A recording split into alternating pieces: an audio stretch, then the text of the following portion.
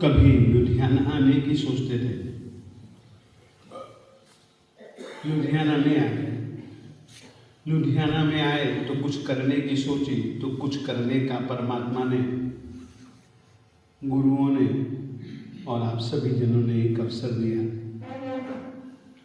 करने के बाद अब जाने का अवसर भी आ गया और अब हम जाने की तैयारी भी कर चुके हैं।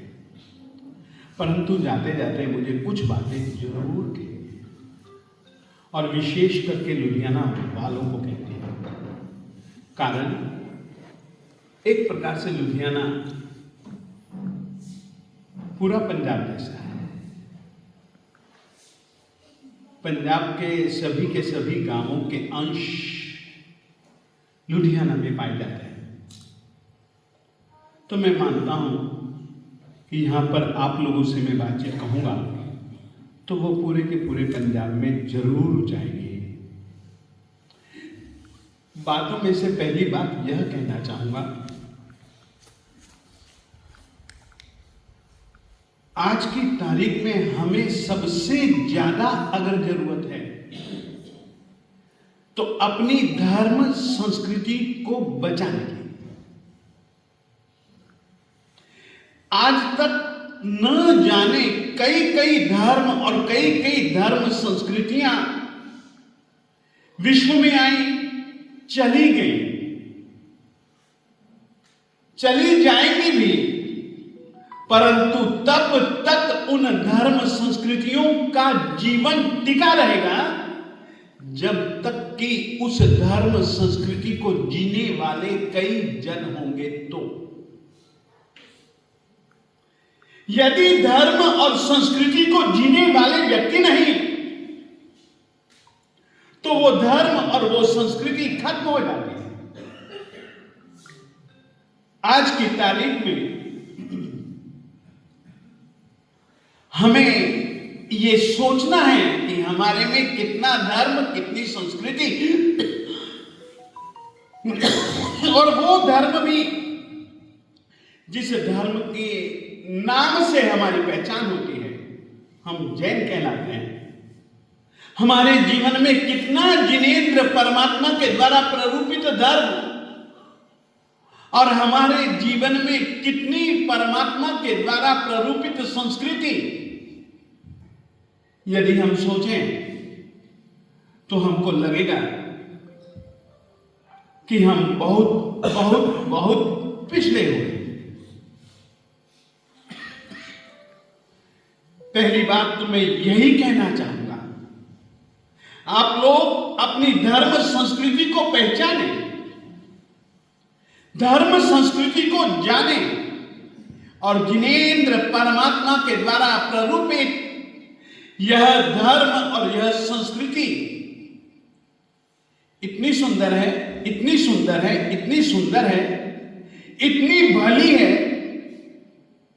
कि बस निश्चित रूप से हमारा तो कल्याण है ही है, परंतु हमारे संपर्क में जो आए या हम जिनके संपर्क में रहे उनका भी कल्याण निश्चित है। परंतु हम उस धर्म संस्कृति को जीना तो दूर, जानना भी पसंद नहीं करते। ये अपनी कितना एक बहुत बड़ा सवाल आज की तारीख में आदमी के लिए, अपने देशों के लिए चिंतनीय है। हम धन को चाहते हैं, धर्म को नहीं। हम इतने विकृत हो चुके हैं, इतने विकृत हो चुके हैं कि अब हमें अपनी संस्कृति को जानना, पहचानना भी औखा लगता है। सचमुच में मैं पहली बात तो यही कहना चाहूंगा, अब हम लोगों में एक जागृति होनी चाहिए। मानता हूं, इस बात को मैं स्वीकारता हूं, बहुत सारे धर्म और संस्कृति से संबंधित नियम देखा देखी चलते हैं और चलाने भी पड़ते हैं। परंतु उनकी जिंदगी ज्यादा देर नहीं होती।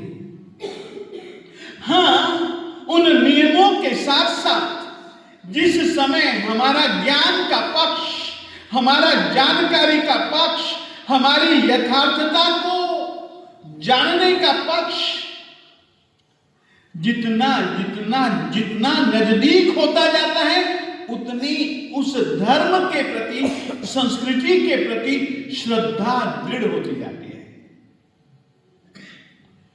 जो आज की तारीख में अपने पास में नहीं है। और उसकी खास जरूरत है। जिंदगी में धर्म और संस्कृति के प्रति दृढ़ता तब तक नहीं जब तक कि हमें सम्यक दर्शन की प्राप्ति नहीं होती।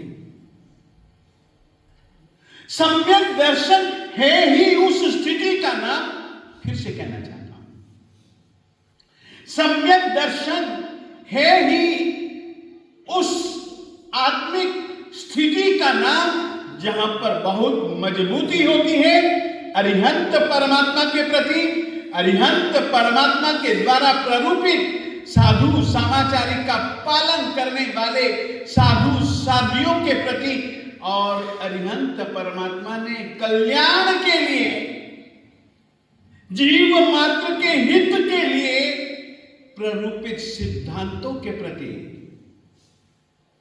इस दृढ़ता का नाम ही सम्यक दर्शन है। यह केवल वाचिक स्थिति नहीं, यह एक आत्मिक स्थिति है। और यह एक ऐसी आत्मिक स्थिति, कैसी भी, चाहे आपदा आए, चाहे संपदा प्राप्त हो, आपदा और संपदा की हवा से इस आत्मिक स्थिति में कभी भी किसी भी प्रकार का परिवर्तन नहीं होता। चाहे उपसर्ग मिले भयंकर से भयंकर, वैसी आत्मा कभी भी धर्म से विचलित नहीं होती। यह लक्षण है सम्यक दर्शन का।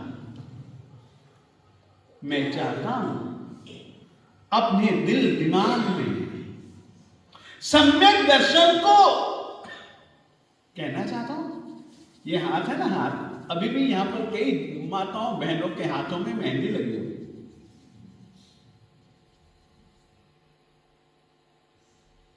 चाहे मेहंदी लगे, चाहे केसर से आप हाथ थोड़े से साफ कर लो, इनके दाग जो है ना, धीरे धीरे धीरे धीरे धीरे धीरे फीके हो जाते हैं। मेहंदी चाहे जितनी मर्जी चाव से लगाई हो, हाथ पर, पांवों पर, अंगों पर,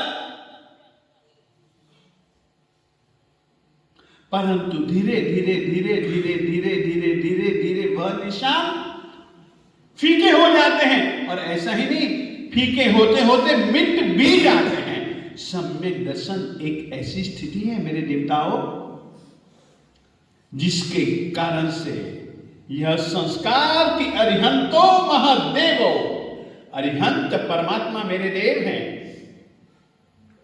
कब तक, जावत जीवम, जब तक मैं जिंदा रहूंगा तब तक के लिए, जब तक ये नाकों से सांस और दिल में दुख दुखी जब तक है तब तक के लिए, जावत जीवम, जब तक जीवन है तब तक के लिए, जावत जीवम सुसाहुनो गुरुणो, जब तक जीवन है तब तक सुसाहुनो, जो रत्न त्रयी की साधना करते हैं, सम्यक दर्शन, सम्यक ज्ञान, सम्यक चारित्र की जो उपासना और साधना करते हैं, वे मेरे गुरु जी हैं। जिण पन्नत्तम तत्तम,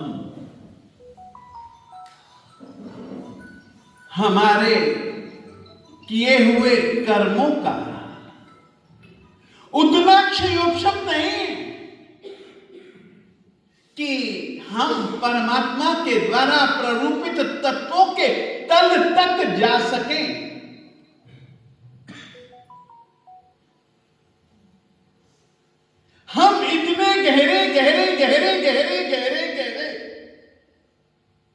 समुद्र में नहीं उतरे, नहीं उतर सकते कि जिस तल पे मोती ही मोती हैं। हम नहीं उतर सकते। हमारा न तो क्षायिक भाव तो है ही नहीं, क्षयोक्षम भाव भी इतना प्रकृष्ट कोटि का नहीं है। जहां से उन्होंने मोती लाए और अपन लोगों को ज्ञान के मोती, चारित्र के मोती, व्रतों के मोती हमारे सामने बिखेरे। हम तो उनको जानते भी नहीं, परंतु कोई बात नहीं, हम जानने की, पहचानने की कोशिश तो करें, और जानने और पहचानने की कोशिश के साथ साथ हम उनको संभालें, संभालें, संभालें। सचमुच में जाते हुए कहना चाहता हूं, जीवन को अगर सफल बनाना है, जो हमारे साहिब ने कहा मानुषत्तम, मिल गया मानव जीवन, अच्छी बात है। मानवता भी ले आएंगे हम, परंतु कब लाएंगे? सुई, सुई यानी कि श्रुति। जब परमात्मा के वचन सुनेंगे, जब परमात्मा की आज्ञाओं को सुनेंगे, जब परमात्मा के द्वारा प्ररूपित तत्वों के और तत्वों से संबंधित जिस समय हम पर्यालोचन करेंगे, अपनी शक्ति के अनुसार पर्यालोचन करते करते करते करते करते करते अटक जाए कहीं दिल, कहीं दिमाग, तो कोई चिंता नहीं है। जिस तरीके से एक बहुत बड़े आचार्य हुए, आपको कहना चाहता हूं, उस आचार्य का नाम केवल श्वेतांबर मूर्ति पूजक परंपरा में ही नहीं, स्थानकवासी, तेरापंथी और दिगंबर जन भी जिस महापुरुष का नाम बड़े आदर सत्कार से लेते हैं, ऐसे एक आचार्य श्री जी हुए हैं। उनके पास इतना वैदुष्य था कि बड़े बड़े उस समय के आचार्यों ने आग्रह किया, अबे तुम ही ये काम कर सकते हो, यदि अब तुम ये काम नहीं करोगे ना, तो हमारा जैन संस्कृति में से जो ज्ञान का पक्ष वो बहुत सारा अनसमझा बना रहेगा। तुम्हारे पास परंपराएं है। वो मना करते थे कि नहीं, मैं ये काम नहीं कर सकता, मैं ये काम नहीं करूंगा। कितनी आशातना, मेरे पास कहां बुद्धि जो मैं तीर्थंकरों की बातों को सही ढंग से समझ सकूं और उसको प्रकट कर सकूं। अगर मुझसे एक वचन भी कहीं अन्यथा हो गया, मैं तो संसार में भटकता रहूंगा। मैं यह अपना मानव जीवन और पाया हुआ यह साधु जीवन व्यर्थ नहीं होना चाहता, मैं नहीं करूंगा। बड़े बड़े आचार्यों का आग्रह इतना ही नहीं, स्वयं शासन देवी अंबिका मां ने आकर के कहा, अभय तू क्यों नहीं करता है? उन्होंने अपना भय मां को बतलाया कि मां मैं क्या करूंगा, ये जब मेरा दरवाजा चलेगा ही नहीं बुद्धि का, और कोई इस समय ऐसा आचार्य है नहीं जिसके पास जाऊं पूछूं, और वहां पर यदि मैंने कुछ उल्टा सुल्टा लिख दिया और लोगों ने मेरी बात के ऊपर भरोसा कर लिया, तो मैं उल्टा गया तो वे लोग भी उल्टा चले जाएंगे। मैं वहां घबराता हूं। और सचमुच में याद रखना, जैन परंपरा में उत्सूत्र प्ररूपना, सूत्र विरुद्ध एक शब्द, एक अर्थ और एक शब्दार्थ भी अनंत संसार भ्रमण का कारण है। यानी कि इतने सारे कर्म बनेंगे जिसका परिणाम अनंत समय तक संसार में घूमना है। मां मैं नहीं चाहता हूं। अच्छा तेरी समस्या ये है, तू क्यों चिंता करता है? मैं बैठी हूं ना, मैं बैठी हूं, आप क्या करोगी? जब भी तुझे कहीं लगे कि यहां पर संशय है मेरे दिल दिमाग में, तब तूने मुझे बुलाना, मैं आऊंगी, मुझे अपना संशय बतलाना। मैं संशय तुमको बतला दूंगा, तुम क्या करोगी? मैं जाऊंगी परमात्मा श्री सिमंदर स्वामी जी के पास, तुम्हारे सवाल को रखूंगी और वो जो उत्तर देंगे वो ज्यों का त्यों तुम्हारे पास में आकर के रख दूंगी, तुम्हें सुना दूंगी। तो उन्होंने लिखना चालू किया। सोचिए, एक इतना उत्कृष्ट कोटि का, एक इतना प्रकृष्ट कोटि का जैनाचार्य भी कितना सोचता है कि मुझे परमात्मा के वचन जो कि परम सत्य है, जो कि परम यथार्थ है, जो कि एकांत रूप से हमें समझ आए या न आए, हमारा क्षयोक्षम वो क्षायिक ज्ञानी है, उनके ज्ञान में कहीं पर भी मिथ्या नहीं हो सकता। मैं चाहता हूं ऐसी उनकी श्रद्धा, वैसी श्रद्धा अपने आत्मा में भी दृढ़ बने। हम कुछ नहीं जानते हुए भी परमात्मा के वचनों पर टिप्पणियां देते हैं। नहीं, तो पहली बात मैं आप लोगों से यही कहना चाहूंगा, आप लोगों को अपने धर्म के प्रति, कि जिन धर्म हमारा धर्म है, जिनेन्द्र परमात्मा जो कि सर्वज्ञ हैं, सर्वदर्शी हैं,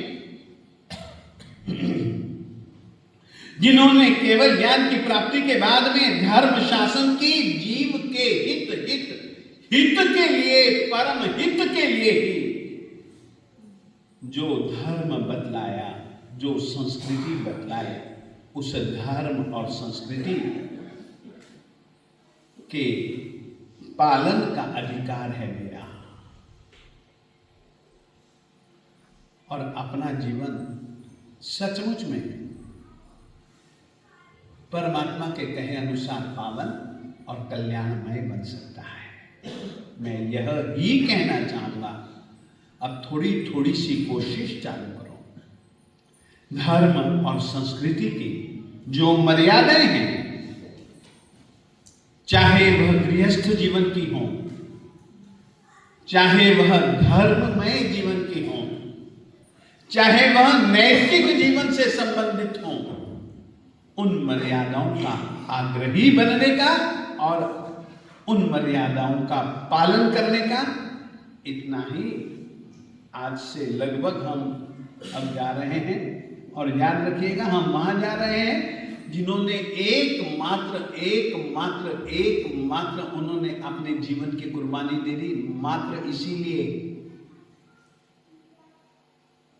फिर से कहना चाहता हूं, वे थे गुरु आत्माराम जी महाराज साहब, जिन्होंने मात्र जिनेन्द्र परमात्मा द्वारा प्ररूपित सद्धर्म के प्रचार प्रसार के लिए कि नहीं, मुझे मिला हीरा, उसकी चमक मुझे सबको दिखलाने है, इस तरीके से जिन्होंने अपना जीवन व्यतीत किया और जीवन के साथ साथ उन्होंने काम भी इसी ही तरीके के किए, ऐसे अनंत उपकारी गुरु आत्म, गुरु वल्लभ, गुरु समुद्र, गुरु इंद्र, गुरु रत्नाकर सूर्य जी महाराज साहित्य के कल्याणकारिणी पाठ परंपरा के अनुसार हम लोगों को जीना है और उसके लिए कुछ करना नहीं, बहुत कुछ करना है। तुम लोग कर सकते हो और यह तभी होगा जब देव, गुरु और धर्म इन तीन तत्वों के प्रति अपना श्रद्धान अटल, अचल, अकम, अडोल होगा। आज केवल इतना ही। श्री वल्लभ गुरु के